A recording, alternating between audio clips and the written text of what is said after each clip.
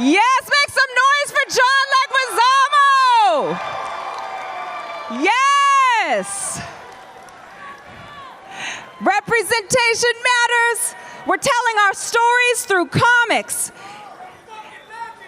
He is a legend. Come on out. We got another legend coming to the stage. We love you, John. We got another legend coming to the stage. Peter Murrieta, Emmy Award-winning executive producer of winners of Wizards of Waverly Place and so many more. Woo! And this panel is going to be moderated by, you've seen her before, the wonderful Mariana de Silva from El Cine. Give it up for Mariana. Hello. Let's go. Wow, did you guys miss me? I'm back again. Yeah. Thank you so much for being here and coming back. This panel is really, really, really special to me because we have Peter Murrieta, who's an Emmy-winning writer, what? producer. I didn't know you won an Emmy. Two, bro. Two Emmys, sorry. Yes, Don't be bragging like Emmys. that on me. Well, and he's been the showrunner of series like Mr. Iglesias and Wizards of Waverly Place, and he is currently working on Mike Schur's Fields of Dreams, as well as he is the director in residency at the Sidney Poitier New Film School, as well as working on his Universal deal, but he's also, yes. But She's doing it. Look, she's doing it. East Los, watch you do that. There you go. East lost. And you know John Leguizamo from movies like The Pest, Romeo and Juliet, Disney's Encanto, just to name a few.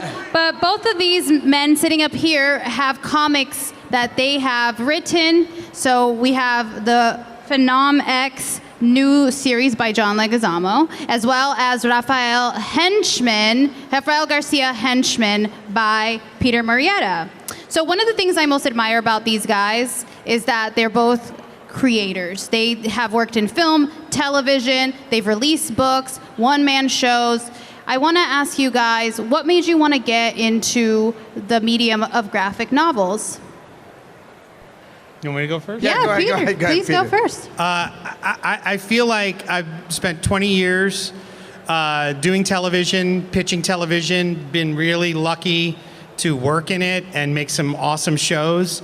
But I think John would probably agree with me, it's not as easy to get Latin shows over the top. And so occasionally I have an idea that I can't get someone to buy, and I'm like, I want that story out there, and I'm gonna make it happen any way I can. So that's what the origin of Henchman was. It was my my boys going to see Marvel and DC movies and saying, where are the Mexicans at? And so I wrote this story about, I wrote this story about Boricua. Well, I agree with Peter because I created PhenomX because there weren't enough Latinx superheroes in comic books or superhero movies, and yet we are superheroes everywhere. every day. Half of the Major League Baseball league is Latinx. Yes. Half the Mets are Latinx. Half the Dodgers are Latinx. Yeah. Half the MMA are Latinx. So I was like, come on, we're superheroes everywhere. Why aren't we in comic books? So that's why I created PhenomX. Same, right? Same. And John, did I hear that you covered your bathroom with comic like rip outs? Did you cut them? What did you do? How did it go? I know y'all gonna hate me because I took some really old classic comic books and I thought I was preserving them, and I opened them up carefully and I pasted them on my bathroom wall, and it was on MTV Cribs in the 90s, but I sold the house, so I don't have the comics anymore. I know it's a bad story. Thanks a lot for throwing me under the bus. I'm sorry I had to say it. I wondered if there was a storyline you followed or if it was just random. Random. Okay, well, what were some of the comics you grew up, that inspired you and you grew up reading? His was Zorro. Lone Ranger. Lone Ranger, Zorro, Batman, Wolverine. I was just looking for people that were outsiders trying to get in. Yeah. Anything like that I could vibe with. Yeah, John? for me it was X-Men. I loved X-Men because they were mutants and they were minorities. Yeah. And they weren't accepted, so it was something I could relate to. And obviously Spider-Man, every kid loves Spider-Man. Because you always feel like that teenager that doesn't fit in, that you're powerless, but you know you're special somewhere inside, if only the world would know. Yeah, I think that's what is really interesting about comics that relates, I think, so much with different communities and minority communities too, is just that it's self-discovery, it's self-acceptance, Yes. it's not belonging, it's not ni de aquí ni de allá, right? It's you're not from here. Oh, I love you, thank you. You're not from here, and you're not. When you're home, you're too American. When you're here, you're too Latin. So it's like, But- where do I belong? You're in And all between those worlds. books that we talk about are books we had to imprint ourselves on. We had Right, to go right. like, those are mutants. I get it. Right. Yeah. And I think what we're doing now is we're saying we're it. Yeah, as a kid, because Latin people are the least represented in children's picture books, which is really sad because we're the largest population across America in public schools. And it starts even when you're that young that you're not seeing yourself. Right. Yeah. And you want to see yourself as Harold in the Purple Crayon. Even though little boy's white, you want to see him a little browner. You want to. But then you figure it out, like, and it's weird. It's like a weird mutant power because, like, I Yeah. felt the same way, and then I would find something like a Grover picture book, and I was like, that cat, Right, cat's right. like my Tio. Like, I get it. Yeah. Like, that's it. And so you put yourself in these stories because there aren't any around. Right. Yeah. But how great would it be if they were around? I know, right? I mean, where your kids could see themselves looking like themselves. Like we just did Encanto, the Disney movie. And it's all Latinx, and it's the whole color spectrum of Latin people, from the lightest to the darkest, from the straightest, beautiful Native American black hair to the curliest, tightest curls. I mean, it's all Yeah. there. And in PhenomX, we follow Max Gomez. I want you to share a little bit about his backstory. Well, I created Max Gomez because where I grew up in New York City, Jackson Heights and LES and my kids, there was a plant. I'm not going to say what kind of plant it was, but it was giving out particulates and toxins, and everybody in the projects there had asthma and lung issues, and my kids have asthma because of that. And we tried to close the plant, and we couldn't. But then I thought, because, you know, they dump so much stuff in people of color in black communities and Latin communities, what if, instead of it hurting us, it made us immune and gave us a superpower? And all of a sudden we could, you know, defeat the enemies at large. So that's how Max Gomez and his community, they all got a superpower. And he's for good, but not everybody who got the power is for good. So he has to fight against those in his community who are for evil. That's awesome. That's what we need. Thank you.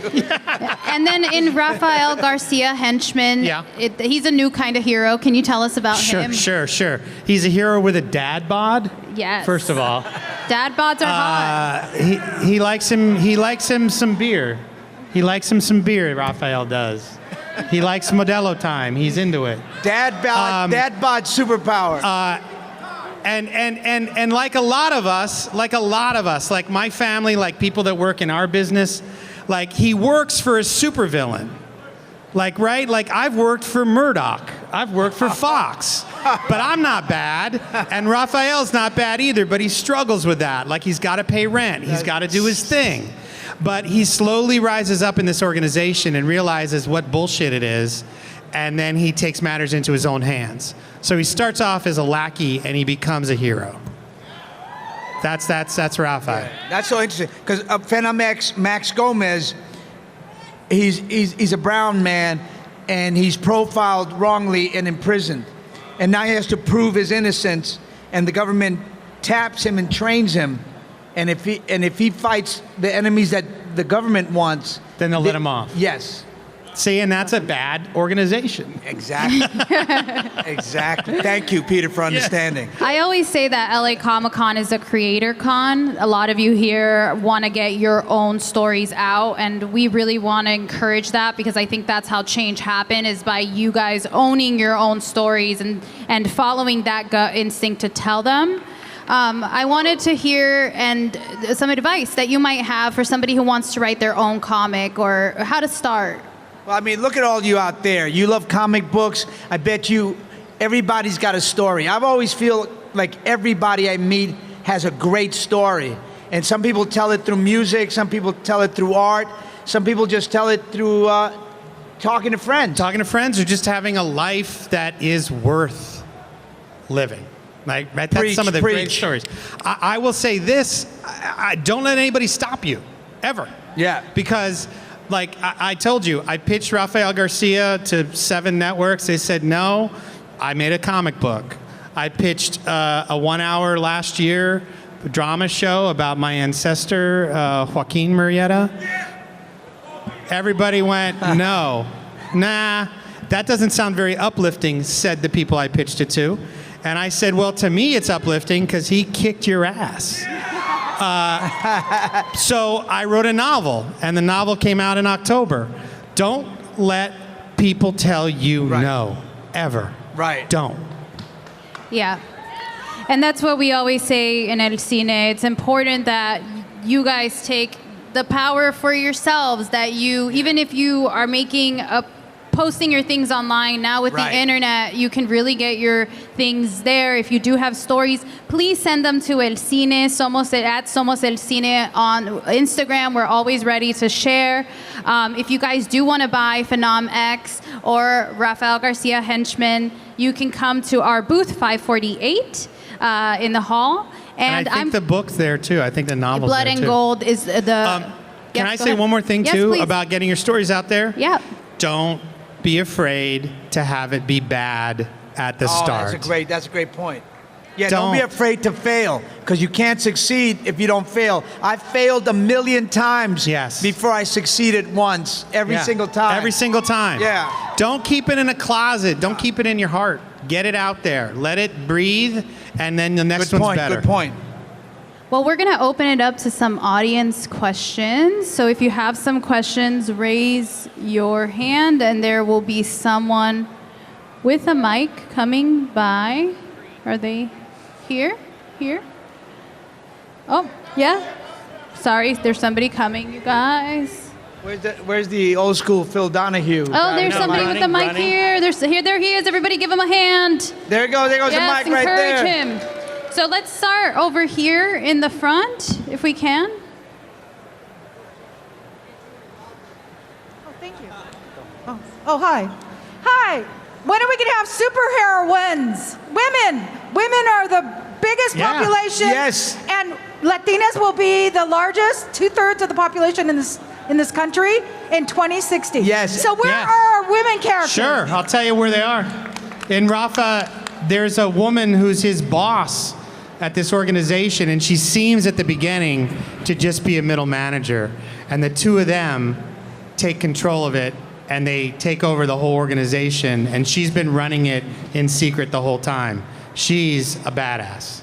Yeah. So that's in my book. And in PhenomX, I have the head of the whole FBI is a woman. The two superheroes with Max Gomez are Latinas. Yes. And one is LGBTQ. So everybody is represented. Yes. Yes, I would also encourage women, please write your stories yes. Jules Rivera, Caden Phoenix. Yeah, Caden Phoenix. Yes. Yes. Amazing. Amazing. Woo! Yes, let's get another question on here. Where's the mic? Right over there. Locating the mic. There's a mic right there. Oh, perfect. Mic's right there, right next to you. Yeah. I know you're a lot of people's inspiration, but who's your inspiration? Yes. Who's our inspiration? Yes. Richard Pryor, George Carlin, Freddie Prinze, Norman Lear, Danny Trejo is my saint. Oh, yeah. Danny Robert Trejo. Rodriguez. Yeah. John Leguizamo, Peter Murrieta, Yeah. Dolores Huerta. Guillermo del Toro, Alfonso Cuarón, Yes. Iñárritu. My son, Joaquin. My other son, Dan, he's all right, but Joaquin. Lindor of the Mets. No. Fernando lose this Valenzuela. crowd. Devin Booker of the Suns. Fernando Valenzuela. Okay, I'm gonna spot the mic again. Let me spot the mic again. There's somebody, I knew I was gonna lady get a here rise in the from front. I know, right? She's a superhero. Can't miss her. Okay. Hi, my name is Natalia. First of all, I I've heard came that name a from long San time. Diego with mine. Oh, great. All right. And here's an idea. Love it. Here's an Aztec. idea. I know that book, Aztec. Yeah, so I kind of piggyback on the previous question. As a female cosplayer, I struggled initially to find representation. So thank you very much. And I do strongly urge you, please continue to add more females for when we have the next generation for them to dress up as. And also, is there any potential for this to go to live action in the future? For these books? Yes. I think so. I mean, I would love it. So can I would get love on, it. Can I Thank get you. in on some extras? Can I get a I speaking have role? a deal, I think, but I can't talk about it. I'll say what mine is. I have a deal at Universal, and they've already optioned Henchman, and we're figuring it out. Oh man, that's awesome. That's awesome. So it's happening. Yeah, but you got women, Latin women are #1 in small business creations in America at 87%. Yes. And success of having those businesses, too, for a long time. Yeah. That's good. Thank you. Yes. We got some questions here in the front. Mike, can we get the mic right here? There's a mic. Yep, he's coming behind you. He's waving, coming to the waving front. right here. Hey, John, I just wondered about your experience with Encanto and being with every other cast member that are all Latino and Latinx as well. How was your experience being in that movie? Can you repeat that? Can Sorry. you go a little louder? How was your experience with Encanto with the other cast members that are all Latinx? Oh my God, being in Encanto was so incredible. When I saw the movie finally, I cried.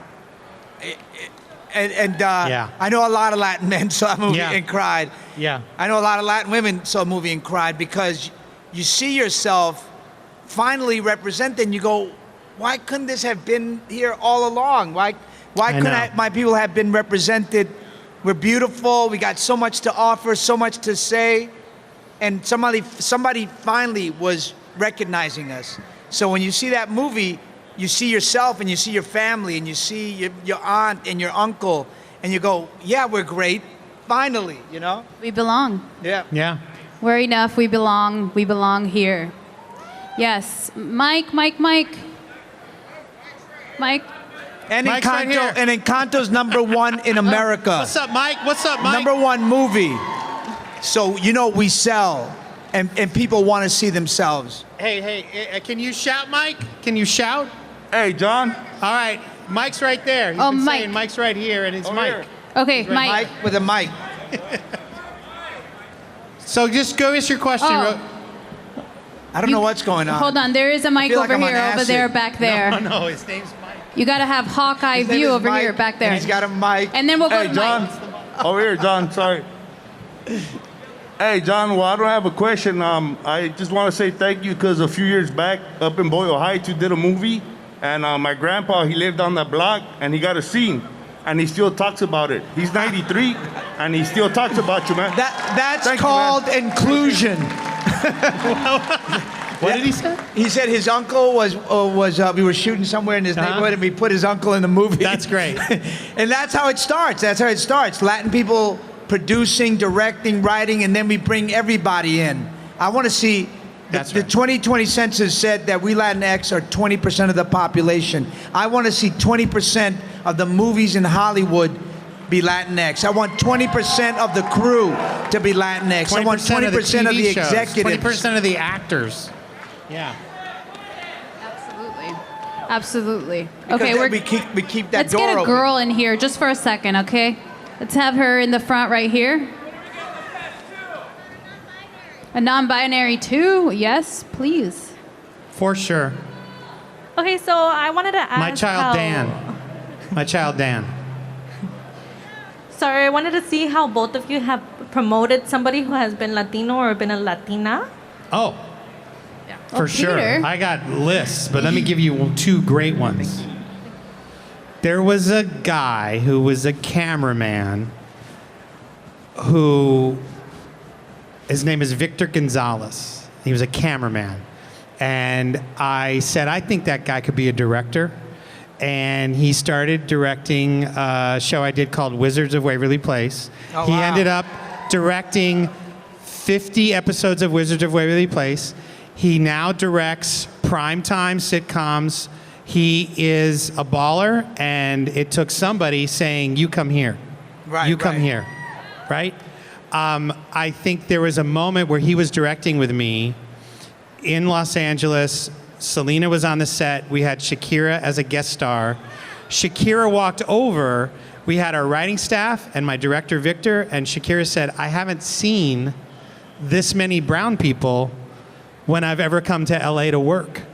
And I was like, yeah, Wow. well, we're going to fix that. That's amazing. So amazing. there's plenty of that. There's plenty of that. Let's go to our non-binary. Here. Right here, right? Yeah, right here. With the eyes on the forehead. You can't Right miss here. it. It's coming to you. It's coming to you. Got it. Give it up for the mic guy, too. Yes. I'm actually non-binary. Is your name I was Mike? gonna say, Mike No. person doing a great job. Give it up for the mic person doing a great job. Yes, give it up for the mic Crowd. person. Yes. For my question, I just wanted to know, since we're doing all of the aspects of our culture, what about the pre-colonization part, the two-spirit people, the non-binary people, the queer people, you know, the healers, the shaman, the more The magic psychedelic people. The magic people. Sure. And also, Luisa and Encanto is goals, and I'm just like, a person, woo! I wish Yeah. I weren't cis. Sorry. Yeah, I mean, I write about my experience, and there's someone in my family who I'm writing about right now, and I can't say for whom, but it's happening, and I'm very excited that people might get to see it. So I'm well aware of the magic people, and I love them. Amazing. Okay, last question. Last question. Where's Mike? Yo, behind you, right there. Mike, Mike, with the mic. Oh, okay. Sorry. Hey, John, just want to quick, my dad got HBO to watch Oscar De La Hoya fights, but Freak was one of the fucking treasures. Oh, thank you. So my question is, like, you know, we have this idea or perception that, like, each generation has it better than the last, and hopefully that's the way it does keep going. But how do you, both of you, how do you keep, like, your kids grounded and, you know, let them know that it's an ongoing struggle and, like, in all the successes that you have found, like, how do you keep pushing that story along? Because I think about my daughter, and because of Freak, I think about, like, my family history as, like, a narrative, as something I want to give to her and my grandkids and so on and so forth, and keep that tradition alive. But, like, just advice from both of you, how do you guys individually do it as successful storytellers? Well, I mean, it's an ongoing struggle because our history is not in the history textbooks and it's not being taught, and our history is incredible because I want to get rid of the myth that we just got here, because we've been here since 1492, and we've been here before that as the greatest empires of the world, the Maya, the Aztec, the Inca, the Taínos, and the tribes of the Southwest. So our history... Nobody discovered us. No, we were discovered here. ourselves. We were here. We're part white, part Indian, part black. So we conquered ourselves. Yep. So there is a conflict there of sorts. Yes. But I always give my kids like certain books to read. There's so many great books. Eduardo Galeano's Open Veins of Latin America. It's all our history compressed into 300 pages.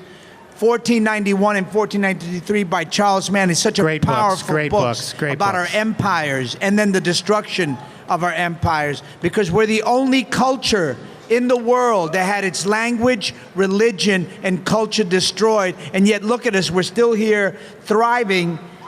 Yes.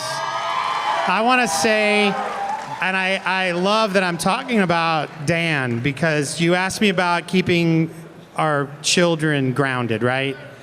All right, so Dan goes to Northwestern. He just started. All right? And I got it wrong already. They go to Northwestern, and they just started. And they called me, and they're taking Latino history. And they said they love their professor, but the first day,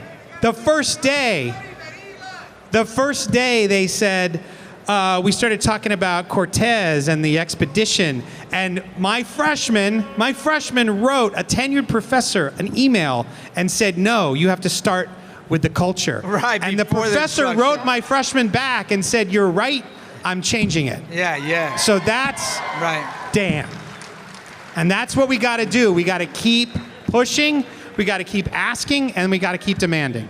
And we got to keep telling stories. Yes. Not only, we say, tell your stories, own them. I really believe that the moment you own your culture and you are fully who you are, whether that means you're half Latinx, half, Caucasian, wherever, Italian, whatever you are. Mexican. Yeah. Own that. Mexican. Because there's somebody else out there who is like you and wants to see that story. And also pass on your stories to your family, to your kids. If you watch something that represents you, pass it on.